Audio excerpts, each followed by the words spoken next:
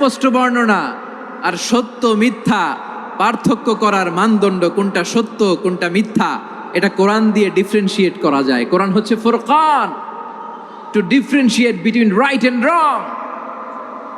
কোনটা সত্য কোনটা মিথ্যা, কোনটা ভুল কোনটা নির্ভুল, এটা কোরআন দিয়ে যাচাই করা যায়। চিল্লায় বলেন ঠিক কিনা? এজন্য এই কোরআন দিয়ে আমাদের জীবন সাজাতে হবে। কোরআন দিয়ে জীবন না সাজালে জীবন আলোকিত হয় না। কোরআন দিয়ে পরিবার না সাজালে পরিবার আলোকিত হয় না। কোরআন দিয়ে সমাজ না সাজালে সমাজটা শান্তিময় হয় না। শুধু দুর্নীতি দমন কমিশন দিয়ে দুর্নীতি বন্ধ করা যায় না।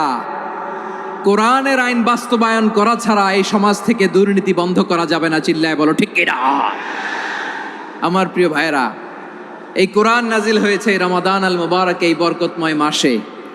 তাই আমাদের উচিত এই মাসে আসন্ন যে রমাদান আল মুবারক, এই রমাদানে কোরআনের সাথে নিজেদের সম্পর্ককে বাড়ানো।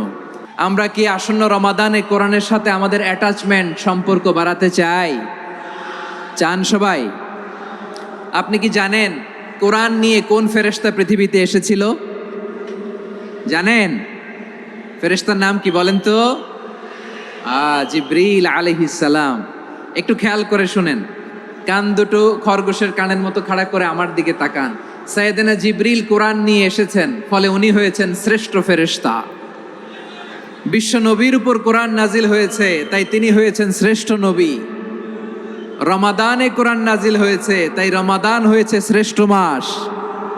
কদরের রাতে কোরআন নাজিল হয়েছে, তাই কদর হয়েছে শ্রেষ্ঠ রাত। আমরাও যদি কোরআনের সাথে সম্পর্ক বাড়াই, আমাদের মর্যাদাও এরকম, আমাদেরকেও শ্রেষ্ঠ মানুষ বানায় দিবে কে? এজন্য কোরআনের সাথে সম্পর্ক বাড়াইতে রাজি আছেন তো? যারাই কোরআনের সাথে সম্পর্ক বাড়ায়, এদের মর্যাদা বাড়ায় দেয় কে? দেখবেন আমাদের হাফেজে কোরআন, তারা ইন্টারন্যাশনাল কোরআন কম্পিটিশনে যে গোটা বিশ্বকে পেছনে ফেলে প্রথম পুরস্কার নিয়ে আসে।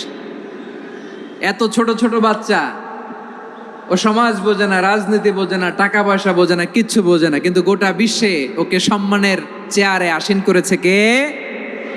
এই কোরআনের সাথে লাগলে আল্লাহ তাআলা সম্মান বাড়িয়ে দেয়। আমার প্রিয় ভাইয়েরা, আসুন আমরা আলোচনার শুরুতেই শপথ নেই যে আসন্ন রমাদানে আমরা কোরআনের সাথে নিজেদের সম্পর্ককে মজবুত করব ইনশাআল্লাহ। সবাই বলুন ইনশাআল্লাহ।